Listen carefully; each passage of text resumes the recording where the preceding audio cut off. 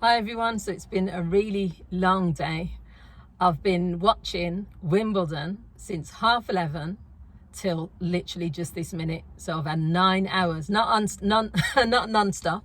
Obviously I've got to work. So in between working, I've watched around about 5 matches, but I've watched 4 main matches, and they're the ones that I'm going to talk about today because, as I've said, I'm going to try and do daily. I'm not promising you that I'm going to do daily updates, but it's the first day of Wimbledon, so obviously I've got to do updates. So the first match that I watched, tennis match that I watched, was this morning. It was Heather Watson versus, what was her name, Greet Minen, this Belgian woman. Never heard of Greet Minen before. She's from Belgium. Heather Watson, and I'm going to try and keep this video as short as I can because when I start getting enthusiastic and opinionated, it can go on forever. I've been following or watching Heather Watson play tennis. She's a British tennis player for many years now. She's always disappointing. Now, I'm not going to criticise. I know it takes a lot of effort and training to become an athlete or to play in your field, so I'll give her credit there. She just plays like someone who's never in control of the match. She's continuously just like, she's like lackadaisical. That's the word I would call. I've put here. I think she's like, plays like a lazy player.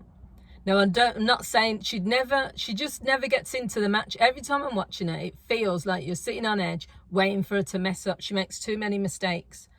She's predictable. The match, I started watching and I knew from that what the outcome was going to be because it's the same every time. So my thing with Heather Watson is I've not seen any growth and development in her as a player. So until that happens, I don't think she's ever going to get far in tournaments, because you need a good coach, you need a good mindset, you need to play differently. She's been playing the same for years. And so, yeah, that match wasn't a good start. It took an hour and 40 minutes and she lost. I can't remember what the score was, but yeah. So for the first day at Wimbledon, first round, she's out already. That's one English tennis player out. There's been a few, but some have been to do with injuries. So there was news around injuries. So Sabalenka, who, it's a shame because I've been watching her on Instagram. She's one of the ones, Ons Jabeur, Sabalenka, Coco Gauff. I follow all of them and more on Instagram, and she's been doing some really entertaining stuff, but she's got a shoulder injury, so she pulled out. That was a shock. When I heard that, I was like, oh, that's quick. I quickly, briefly watched the Daniel Medvedev, hopefully I pronounce his name right, versus check it, I can't pronounce that one. That was, I only saw glimpses of that because obviously when they're showing the main matches on BBC One or 2, you only get to see the glimpses unless you press iPlayer, and there's so much matches going on at once, you're not going to keep flicking. So that looked interesting, and obviously Daniel Medvedev won that one.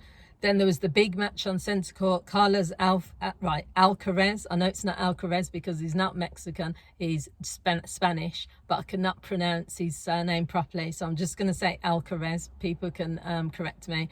Versus Mark Leal, I think it's Lay, and that's not how you spell his name either. I'm not going to get all these right. I just love Carlos Alcaraz. I love watching him play. Now, he's not like an entertainer, he's there for business. He's what you call like a clinician. He's similar to Federer. They're out there to do business. They're not in there to do the showboating. They'll leave that to the others. I mean, when I used to watch tennis, when there was Boris Becker, Andre Agassi, they were out there for shows. You know, Boris Becker would be rolling around on the ground and everything. Carlos Alcaraz, he just has this beautiful way of controlling the game. He's powerful, but at the same time, he's gentle when he comes to the net. His shots you're not expecting. It's not predictable. When you're watching him, it's exciting. So he's an exciting player to watch. I've just put here that is really interesting. The player he was playing against also made the game interesting. So that was one of my best games that I've watched today. I've just said he was reactive and responsive. Then I went on to Emma Raducanu versus Renata Zarazuza. Now, the player that Emma Raducanu was supposed to play pulled out.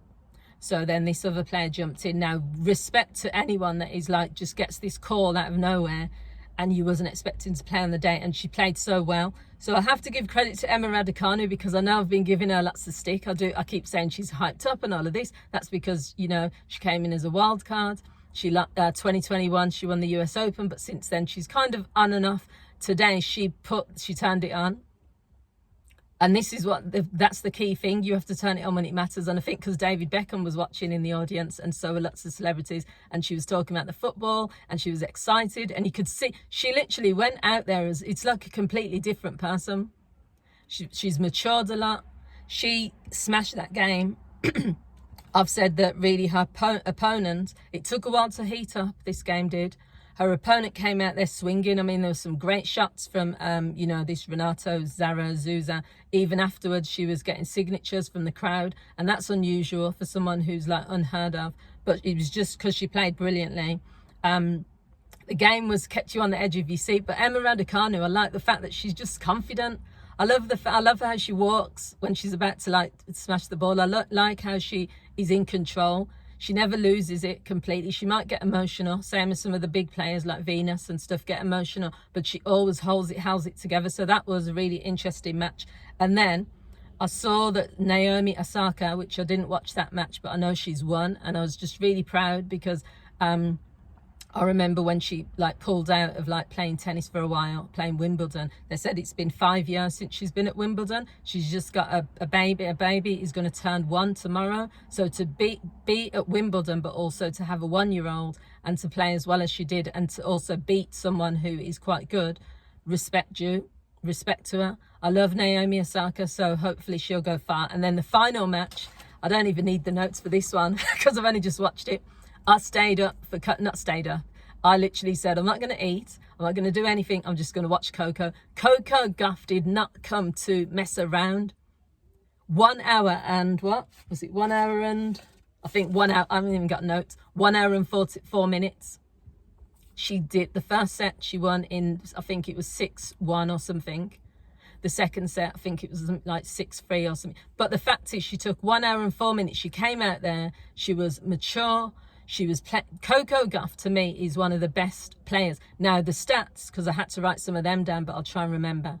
Her stats were that she had 91% of points were won on the first serve. Yeah, I think that's first serve. 78% was won on the second serve. And then she had a statistic which was at 9.6% of her...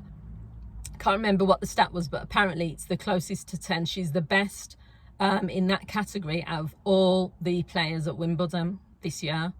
9.6, so she's just off a 10, and that's either to do with her spins or how she returns the ball. Something, I can't remember what the stats were. She is coming out there to win.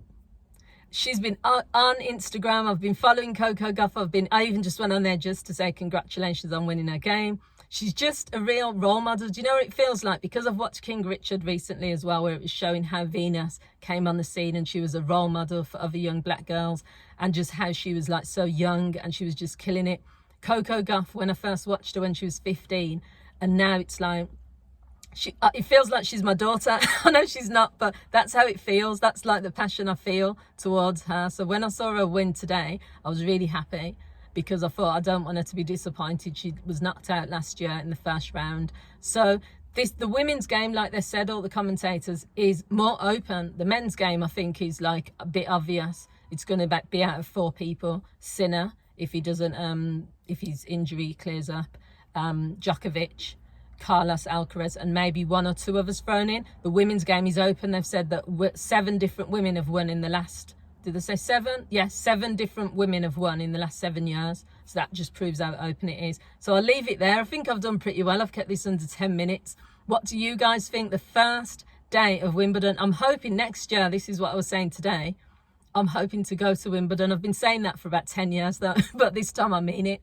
Next year, hopefully I can go there and be courtside. But if not, this year I will just try and see how much tennis I can actually watch. I don't know if I can maintain 7 or 8 hours of watching tennis every day. I love it. I'm not bored, but I don't think I'll get any work done. So you guys let me know what you think. Did you catch any games today? What were your thoughts? And I'll be back tomorrow with another update.